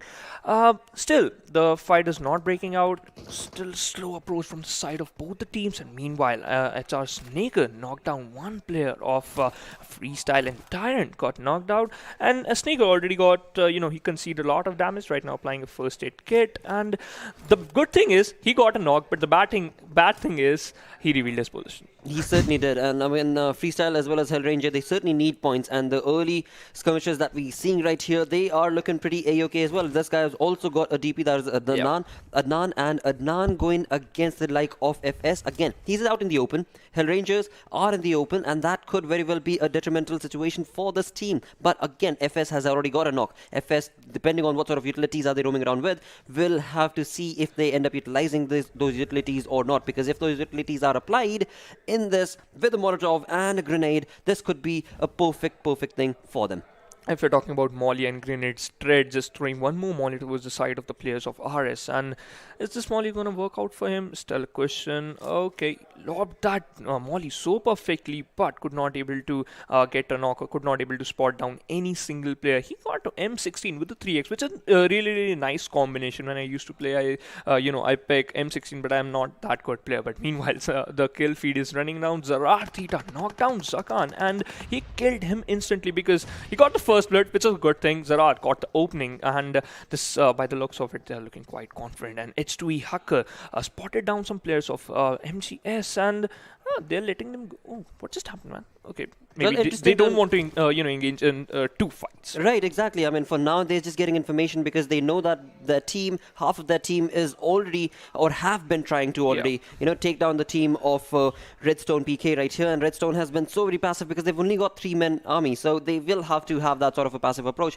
But talk about the other side as well. They have the information, H2E has the information that Magnus just made a rotation right behind them. And so they're going to have to now contest for that. Either they go for it or not. But right here, of course, we're looking at FS going against the likes of Hellranger. Freestyle did get a knock, but the entire team was there to support the player and has been revived. So that's looking A-okay. But now they cannot fall back from this. They're going to have to either get those information and push, or maybe Hellranger as well.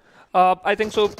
Maybe. Okay. They're still trying to, dish out some damage. And Ronnie, he surviving on 5% HP. He already conceded a lot of damage. Right now, he's in a favorable position. Right now, just hiding behind the compounds. And I think so. He's going to heal up himself. Meanwhile, Zarar Zigzag still trying to spot some players. He got Mini 14 with the 8x, which is a really beautiful combination. Absolutely, and we look towards the map. The final rotations are coming in towards the side of Acadians as well as Royal. Now again, both of these teams have had a decent run thus far, have been bringing down points for themselves, and right here again bringing the conversation down towards Hellranger. He did end up, Snaker did end up taking a knock from FS, and this is the point where FS maybe should utilize to push on along, and they certainly do. But with that, of course, they are also giving away information to Hellranger, and Hellranger, if they want to be able to capitalize on this, should already be setting their crosshairs down towards the side of FS's compound. Yep, FS's compound, and let's see what's going to happen. But I don't think so they are going to rush towards players of Hellranger, because they are already inside the zone and they are in a very good compound. Let's see what's going to happen. Meanwhile, Skeps spotted down some players trying to dish out some damage, and he got one M4 with a 3x, which is a really good combination. Still trying to, randomly spraying. Maybe he's thinking that maybe one bullet could get connected, but unfortunately.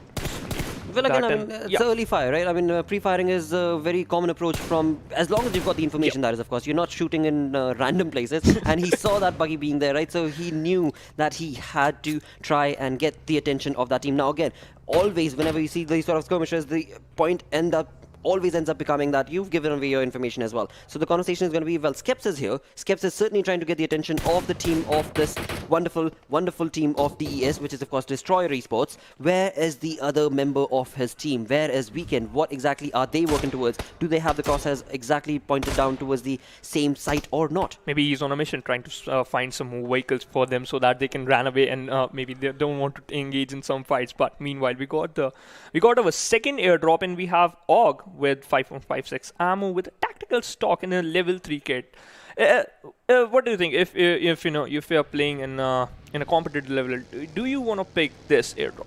Why would you not? As long as you're around, as long as there's nobody M4 around to contest, you would probably want to. Because again, yes, M4 is your comfort, but you move on towards getting something like an AUG, you get that much more of a better advantage in terms of the kind of rate of fire that you end up getting from the gun. But also with that, the conversation ends up going down towards what are you comfortable with? Yeah. Right? And there's no yin and yang in this sort of situation. All of it works out perfectly as long as you are comfortable. You are in that yin and yang approach for yourself. For yourself, and yeah, I agree with your point. But right now, this third zone, the second zone is closed in, and after 25 seconds, the third zone is gonna close. And meanwhile, GHAZI Esports, they are in a quite happy place, still trying to, it's an open area. Players can spot it down very easily, and it can go vice versa. That is true. For now, Zarar is certainly trying to hold this small little compound and trying to get the information, actually, because if you look onto the map itself, Zarar is set themselves up pretty nicely, pretty neatly. But again, the conversation will be, what about the other teams? Like, for example, NPF, or rather NFP. They are still making their rotations. They've got Star in their way, and Star is, we know, a 3-man army for now. So will NFP get a fight from Star? Probably not, because they seem to be genuinely getting away from that position and moving down towards N2. And that also could be a troublesome situation because, again, I mean, you talk about the teams that are in the zone. Pretty much all the teams are in the zone. Yeah, H2E finally making that push.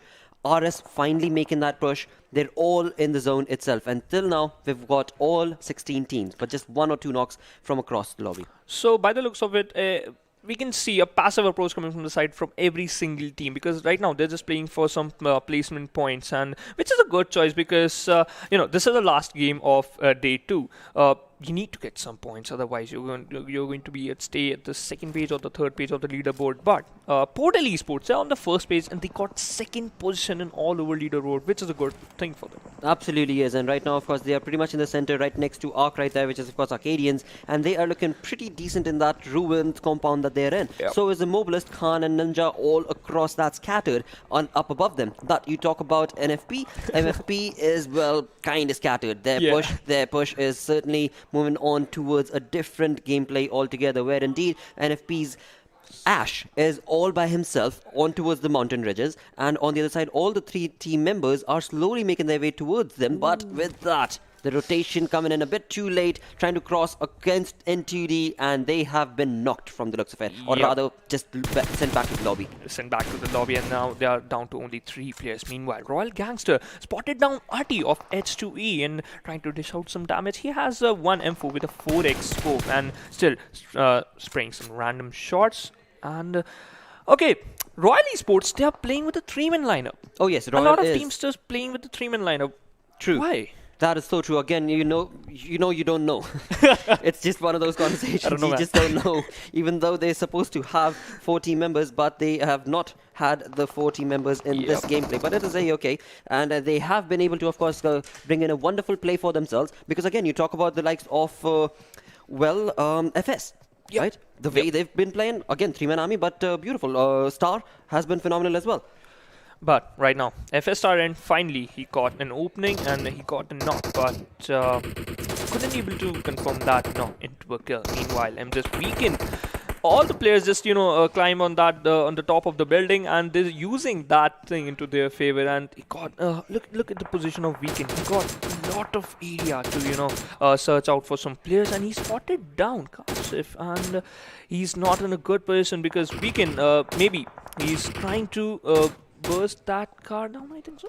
Well, again, I mean, he's got the information through the smoke that was utilized, and with that, of course, Weekend in another wonderful position, but not able to capitalize on that spray. Immobilist Ninja just walking, or rather running out of that situation, no problem at all whatsoever. But Weekend tried his level best. I mean, he got the information towards PES, but PES being stuck out in the open, and never mind that, it is Ninja once again being brought down because he was able to get away from, well, one player, but not the other, because DE was right there waiting for him. But meanwhile, Imbolus Ninja, he got knocked down. I don't think so that he can get a revive. But right now, one more player got stuck in the open, which is Khan. He's just taking cover of that buggy. And, Thug XZ spotted out one more player trying to dish out some damage. He did that, but he got only one bullet got connected on the body of the opponent player.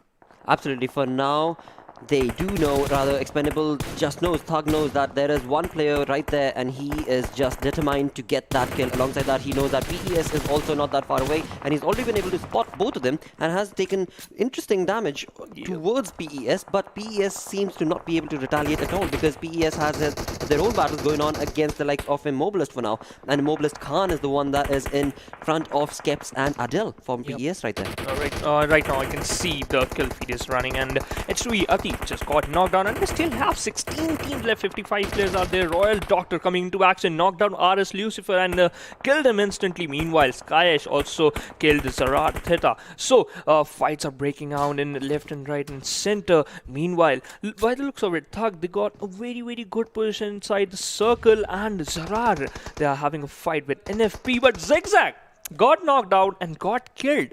Oh yes, this did not work out towards Zarar's push because NFP had the information and NFP knew exactly where to put their crosshairs towards. With that, of course, this is a bit too close for Ash as well as the other player from the likes of Zarar because Ali, well, dude, I mean, this is not looking too good. Professor is already at his half HP, and Zarar's push certainly could not be any better. I mean, they have to fall back. They certainly ought to fall back. Yeah, otherwise they're going to be in a little bit of big trouble right now. Professor cooking a grenade, lob the grenade for the side of NFP. Skyesh got knocked out, and Professor gonna confirm that kill, but unfortunately he got knocked out. Meanwhile, Zarar got eliminated by NFP and Sky. Cutter got, the title of, he got 3 kills for himself as well as for his team, and Zarar got eliminated at the 15th position with 3 kills. Well, GG's indeed. They tried their level best. With that, we move on down towards Arcadians right here, and Arcadians are trying to take a fight up against ESN, and ESN is busy far away, taking down players who are far away from the circle itself, and well, utilizing it in their favor because, of course, the circle is damaging as well as ESN players. Yeah, as well as ESN player. Meanwhile, what a nade from the Fuzzan, and Gambler's side. Gambler got a knock and thrown one more grenade towards the side of the player of ESN, and ARK just marching towards player of ESN, and could Gambler able to eliminate that team, but nice retaliation fire coming from the side of Tala.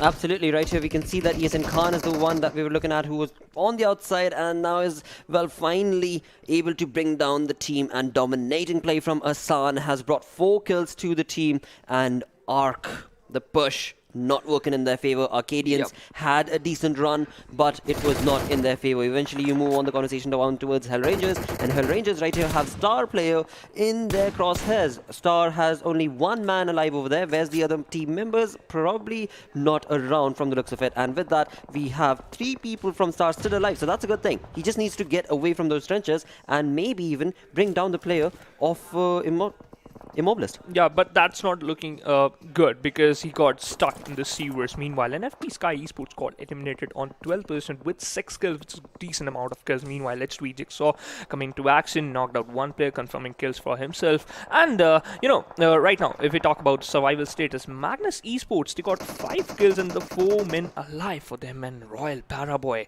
is taking cover of the barn and still hiding behind that barn. And I think so, maybe the first thing is some, pop some smoke so that you can make an extra cover for yourself. Absolutely, because again, Star has that information. Fury Ops right here, setting himself up and getting himself acclimated to the new trenches home that they found for themselves. All 3 members are in those trenches from Star, so that could very well be working in their favor as they are away from all of the amazing, crazy battles that are going on this farm area right here. And of course, Bale is the only thing that you can use for your covers, but for how long are you going to be able to do that? Of course, as you so said, Phoenix, they are going to have to bring in a bit more of smoke approach, because otherwise you are going to be picked off left, right and center, and that's exactly what ends up happening when you are in an open area and in a fight. The same thing happened with the player from Freestyle Respect. He was trying to, he knocked down 1 player, but he was in an open area, so he got spotted down and knocked out instantly, and this is not looking good for Freestyle because 2 players got knocked out. They have to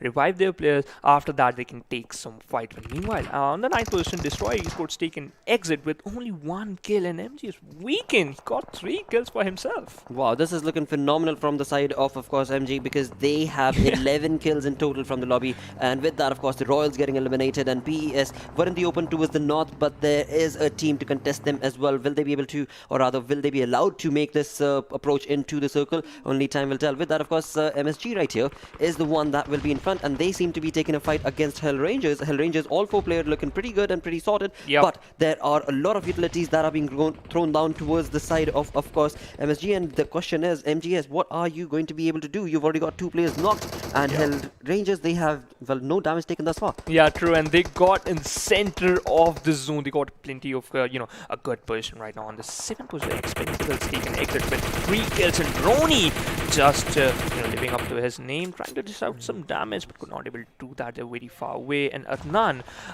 he has 1 AK with a level 3 kit and with 1 level 1 vest, which is not a good combination, Gordon.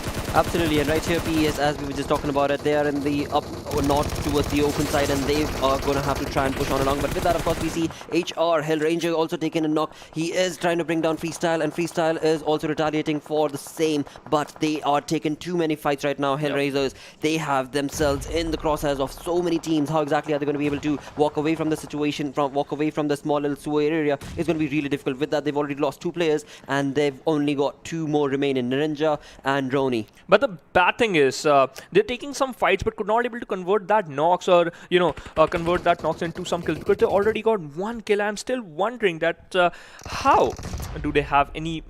Do they have any different plan to get out from this situation? Exactly, and with that you move on towards PES right here, which again has, I mean, the rotation has certainly worked in their favor, but right now they're taking a fight against the likes of Magnus, and Magnus have two people knocked down. They have a 4-man army right now, and that could very well be detrimental for the likes of PES because they only have 2 men surviving. Trying to push on along in the open is not going to be able to work in your favor, and with that, this is incredible play coming in from the likes of Magnus, where they had 11 kills. Now that will move on down towards almost 13-14 kills. Yeah, meanwhile, PUBG Esports taking it on 6th position, and Magnus Adil is not stopping, still trying to dish out some damage, and he could able to do that, but could not able to get a knock. And he just hiding behind that drop, and he's very close to the players of Freestyle.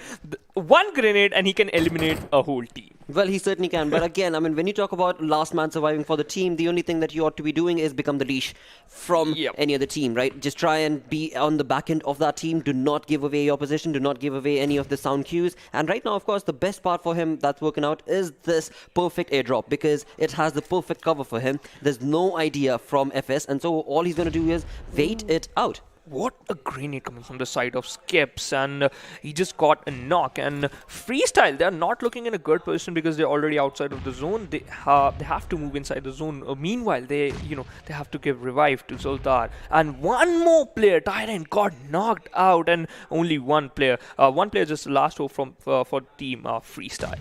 Wow, this is just phenomenal. This is just phenomenal. Magnus certainly taken down this team. This is just cray-cray. Magnus moving to 14 kills as of now. They do know that there is Star as well as Hellraisers on towards those suicide, but are they going to be able to move it along in their favor? Because now they're going to have to give away this red support that they had and walk into the open where indeed all the other teams are probably going to be ready. If not all the other teams, well, Star is certainly going to be ready. Yeah, Star is certainly being ready. Meanwhile, on the 5th position, Freestyle got eliminated, and Hellraiser still surviving. They are, they got good position, the circle, and slowly and steadily from the players from Star, they are just moving inside the circle, just making cover of that, using the utilities, the smoke into their favor. But Zyro, his position got revealed, and he is running into the open, just prone down at the right time, surviving on 10% HP. Wow, this is just phenomenal. Star certainly taken the first. Okay, this is going to be a bit tough for Star, actually. This is going to be a really, really tough situation for Star. If at all anything, MG, I mean, the Magnus approach is working in perfectly because they are trying to focus on keeping all 4 members of their team alive. You've got ESN, which is, of course, Esports Nation, Wahid, all by himself. Nobody knows where he's at. And Hellraisers, well, they are, of course, just stuck in those trenches. They know as soon as they start peeking, as soon as they start opening fire or starting using utilities, they are going to be in a soup. They are going to be in a soup. Meanwhile, Oreo is not stopping. The players of MGS, they are not stopping. Got one more, knock from the player of Stars, and one more grenade to confirm that kill. And the last player survived from Star. It's Fury for how much time he can survive because the zone is also closing in. He got only 10% HP, and right now he's healing up. And another grenade from Oreo, and only 3 teams are left. Absolutely. I mean, the approach that Magnus has taken right now, this is certainly going to be their game. If at all anything, Ninja and Ronnie need to come online and just showcase a little bit more of utility usage because they are just sitting ducks over there. And with that, of course, mark my word, they have started using the utilities because now the conversation is going to be, well, the utilities are certainly on point, but for how long? Because again, it is a 4v2 situation right there where indeed ESN only thing that they want to do is be able to survive for the longest time that they possibly can. And right now, from the looks of it, it certainly is going to be Ronnie taking another hit, Ninja taking another hit, and with those grenades rocking on into the center of that sewer, this is probably the end of Hellraiser. Yeah, this is probably the end of Hellraiser. Meanwhile, Wahid coming into action, knocked out Adil and confirmed his kill instantly. And right now, Magnus just get down on 3. They got only 3 men alive, and Weekend just eliminated Esports Nation on the 3rd position. Now it's fight between 2 teams, which is Magnus versus Hellraisers. Absolutely. There's a 3v2 situation once again, and that small little ESN blunder has resulted in giving Hellraisers a bit more time. That has resulted in them getting their heal back on. And of course, right now the conversation is going to be how exactly are they going to be walking towards this push, because as soon as they start popping their heads, they know they would have given the information away. With that, of course, ESN push that came in has resulted in Magnus losing the hand because they know that there is a team down there. Yep. They know there are 2 players, but where exactly are they? Yep. And right now they're just throwing some random smokes and random random grenades as well. This is going to help him a lot, but I don't know how much. Meanwhile, he got the AUG with the level 3 fresh kit. He can do wonders with that, and right now taking some painkillers, and after some time he's going to get almost 100% HP. Well, this is interesting turn of events where indeed, Magnus, they have the upper hand advantage. They could very well start utilizing that advantage in their favor, but we see the smoke wall is being brought in right here, and maybe with that, maybe Ninja and Ronnie are going to try and push on along, and they certainly do. They step up on top, and with that, Ninja falling back, it is no questions asked. Ronnie is already at the edge of the circle, and he is not going to be able to survive for long. Already gone down, 3v1 situation, 2v1 situation, knocked out, and it is over. It was supposed to be over 2 minutes ago had Magnus pushed, but with that, of course, Magnus taken a wonderful chicken dinner in the final game. And how many kills Oreo got? Because when we are casting the game, Oreo got almost 4 to 5 kills with the use of only grenades, and they got total 19 kills, Plotter. Dude, with 3,216 damage, 19 kills, a chicken dinner, this is just phenomenal. You talk about one good game, that is how you're supposed to play that one good game. Magnus certainly are going to be pushing themselves along all the way probably to the top of the leaderboard, but GG played it. Yeah, and that's how you end the day. And this is the final match. You got decent amount of kills. 19 kills is not a small amount with the chicken dinner. And, I'm not good at maths, so I'm not able to calculate that. But, the way they played is so good. The last player from Esports Nation, he was still Wahid was he did a wrong move. That's why he got eliminated on the third move. position. Absolutely, it was an ill-timed move. But even that, let's also move on and talk about the most valuable player, the MVP from today's game, and that, of course, is going to be none other than the Magnus Esports lad Oreo. Yeah, he got 6 kills he dished out 1,054 damage. His survival time is 27.12. And 0 assists given. Right now, he's just focusing on kills, and 218 heal done by himself. So the way he plays is so insane, and the way he's lobbing the grenades were so perfect that every single time whenever he threw a grenade, he got around. Absolutely, the entire team, the entire team of Magnus was just on point. The communication was on point. The way they stood together against all the odds were just perfect. As soon as there was one knock from a team member, they would first things first prioritize bringing that member alive. And with that, you talk about top players. You're looking at 6 kills coming in from Oreo. You're looking at 6 kills coming in from Adil. You're looking at 4 kills coming in from Skeps. This is just phenomenal sort of perfect play. 1,000 damage is only from Oreo right there. Yeah, and 3 players, from Magnus and top players. The team had 3,000 damage in total, and 1,000 is just from that one lad. Dude, this is just phenomenal play. Talk about a good game. That was just wonderful. The beast mode turned on by Magnus. It was not that late, but the way they played is so impressive, and they just dominated the whole lot. Oh yes, they certainly did.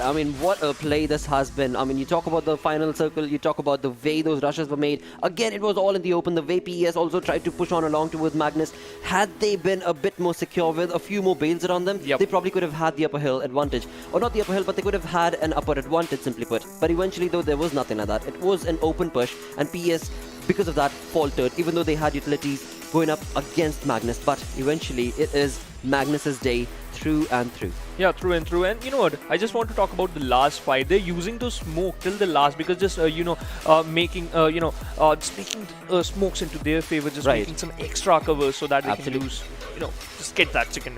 Absolutely. Again, it was just perfectly played from the side of course, Hellraisers as well, because they were just trying to survive for as long as they could. But with that, let's move on to, of course, the match ranking itself and find out when it comes to the status of Magnus. We are looking at 34 total points from this team. And Esports Nation is not that far away. They got 10 placement point with 9 kills, and they got total 19 points. And if we talk about Hellraisers, they finished on the 3rd position, but they got only 2 kills, and they got only a total 14 points. And Freestyle, a decent outing from their side. They are on the 5th position with total 9 points. Absolutely. And right here, as we move on down towards the 9 to 16 slot, you're looking at Zerar with 3 kills and 3 points, and move on all the way down towards Team Arcadians and N2D. Again, it was just the rotations that kind of faltered along for the time. for the team of N2D as well as Arcadians, because N2D was looking pretty comfortable with their aggressive stance, but were not able to capitalize on it though. Yeah, same for H2E as well as Royals. They finished on the 9th and 12th place respectively. H2E, they got eliminated very early, in a very, very early stage. I think that maybe they're gonna finish on the top 5 and the top, 6th position, but could not able to. That same for Royals. Right. In the previous match, they finished on the 3rd position with 4 kills, but in this match, they got the 9th position. Wow. With that, let's move on to the Oppo moments and find where exactly were these players and what all were they doing throughout this lobby. We start off with, of course, MFP right here taking knocks from Zarar. Professor was the one. In fact, it was Zarar that was initially pushing on along and trying to get that compound, but it was not their time to push. Yeah, just not that time to push. And look at the position of Hellraisers. They're just, they just got inside the center of the zone. They're just holding that area for a long time, but you can only able to get only 2 kills. Meanwhile, they're taking a lot of fights, but could not able to convert that knocks into kills. But meanwhile, that one grenade from Oreo just finished the whole team of Star. Well, indeed. I mean, Star, they were only a 3-man army, and one knock after the other. They were just not able to utilize that open position. And again, there was nothing supporting them for that position as well, because there was no cover in that. But again, you talk about the way that Hassan approach came in, or rather, HSN approach came in, that was just not required. I mean, Esports Nation, they could have maybe just kept a bit more quiet for a bit more longer time. But the thing is, the zone is also closing in. He has to do something, otherwise his position also got Don't revealed. take a knock. Rather, do not knock any other player. Just slowly crawl along and But he just got try and one survive. kill. That's true. That's true. He did get that one kill, and that certainly did hurt Magnus a little bit. Yes. But eventually, though, I mean, it is looking good for the team as well, because the way the entirety of it worked out, they did end up being 3rd, and they had 9 points in that total, I believe. So that, of course, when you talk about the overall standings, will certainly help the team, because the placement point, as you move on towards the 1st, 2nd, 3rd, is quite a lot. It's quite a lot. And if we talk about the last, Wahid trying to clutch it out, but he already revealed his position, and because of that, all the whole team of Magnus just focused on himself. That's why he got eliminated on the 3rd position. Absolutely, that is true. And with that, we have the updated total overall ranking in front of us, and this is looking good. Team Grounder with 69 total points in the 4 matches that they played, with 2 chicken dinners. Magnus with only 1 chicken dinner, but the amount of aggression that they've showcased, 37, 10 more kills than the team of Grounder, bringing them so very close to the team Grounder. If we talk about Magnus Esports, they got 37 kills, highest in the all over leaderboard. If we talk about Team Arcadians, H2E, 2x official, Team F4, they already got stepped down, but Royals stepping up on the 16th position with total 26 points. Absolutely, and we've also seen some wonderful plays from PES throughout the 4 games that we just noticed. They are on the 3rd spot of the overall ranking for now. So PES also looking really phenomenal. They've been porting, they've just been able to teleport basically, from the back end to the front itself, right off the bat in first game itself. They showcased that wonderful domination, and with that, Portal Esports on 3rd, move on to the 3rd page of the leaderboard itself. You're looking at NFP. The aggression was on point many times, but the capitalization of the aggression has not been in their favor, because they are still looking at only 25 points. Same for Freestyle as well as the RAR Esports. They're on the 20th and 21st position respectively, and all the teams got 25 points if we talk about from 16th to 21st position. But again, I mean, this outing was perfect for Hellraisers, though, because they were on the final page of the leaderboard and have slowly stepped up and jumped up, rather, I would say, from that to 21 points and 24th position. So that is looking really dominating, not necessarily, but at least it showcases that they have a bit more work to do, and they'll be back online again. Yeah, sometimes passive approach is going to help you a lot, and we can see that clearly, because H2E just, stepped up on the 2nd page of the leaderboard. But this is the 3rd page of the leaderboard, which is not that good. Expendables, stepping up on 28th position with 12 points. And Redstone, they're on the 30th position with only less than 10 points. Sheesh. I mean, Redstone has not had a good outing throughout the 4 games. I mean, RS has just been not seen in the limelight as well, because they were just being chucked out of even stepping into the 5th circle itself. So it was a bit difficult, a bit of a difficult day for them. But talking about the kill leaders themselves, talking about the players who were just dominating forces, let's have a look at them. And indeed, with that, we are once again right off the bat looking at Magnus Adil, 13 kills. Total 2,000 325 damage it dished out. And PES Momtu, he also got 13 kills with total 2100 damage. And Hassan is there from Esports Nation with 11 kills, and MGS Oreo with 10 kills. Two players from same team, and look at the damage he done, 26-26. Oreo, he is insane at this moment. That is true. I mean, the entire team of Magnus has just had a phenomenal run today, and for that, of course, they are going to be, well, very, very happy. There's no question about it. But tomorrow is going to be Group A versus Group D, where indeed, I mean, in Group D, we just did talk about it. You've got PES in there. You've, of course, got Freestyle in there. You've got Zerar in there. That is going to be a deadly combination. A deadly combination, because in Group A, you will have teams which are, of course, known and have had a wonderful run. You talk about Knockout. That was from Group A. Fyme was from Group A. Day 1 was Knockout and Fyme. Apart from that, it was the Grounders, but the Grounders are in Group B. So tomorrow also, I'm waiting and very, very excited that, Group A versus Group D. Now the final battle begins. It's supposed to be a 6-day affair. 2 days are done. We've been introduced to these teams, and now the next 4 days, it is going to be the kind of domination that one team is going to be able to bring against the other, from one group to the other. And that is how that'll move on along. Yeah, that's how we move all along. And the main thing is, today, Portal Esports showed a consistent performance. Can he able to do that tomorrow? That's the biggest question, because as you just mentioned, from the Group A is looking very strong right now. Absolutely. With that, we do have one more stat to bring up, and that is going to be team information coming in for the like of Magnus. And indeed, when you talk about Magnus, we just saw some wonderful plays from this team. You talk about Skeps. He was 6 kills with a damage of 1859, looking good. Weekend, you move on with 8 kills and GG's throughout the board, because again, we have already seen Oreo in the kind of gameplay that he's brought, the kind of kills that he's brought for the entirety of clan of Magnus, eh? Yep, as well as he's leading the charge of the kill department for his team, because collecting some kills is one of the most important parts, so that you can just climb up on the leaderboard. As you can see, they got second person. They are comfortable on the second person, and right now they're quite happy as well, because Portal Esports stepped down. The biggest rivalry just going on in the Group C versus Group D, and they got comfortable second position. Absolutely. I mean, that has just been a phenomenal run throughout, from match 1 towards the end of the day into match 4. Of course, we saw plays from PES, no question about it. We had wonderful plays from ESN. Yep. We had some incredible run from Magnus right now, and H2E as well. I mean, it's just a perfect start to the wonderful PMCO. With that, we reach the end of our stream for day number 2. Thank you so very much for tuning in. We're going to be back again tomorrow with some more games lined up for you guys.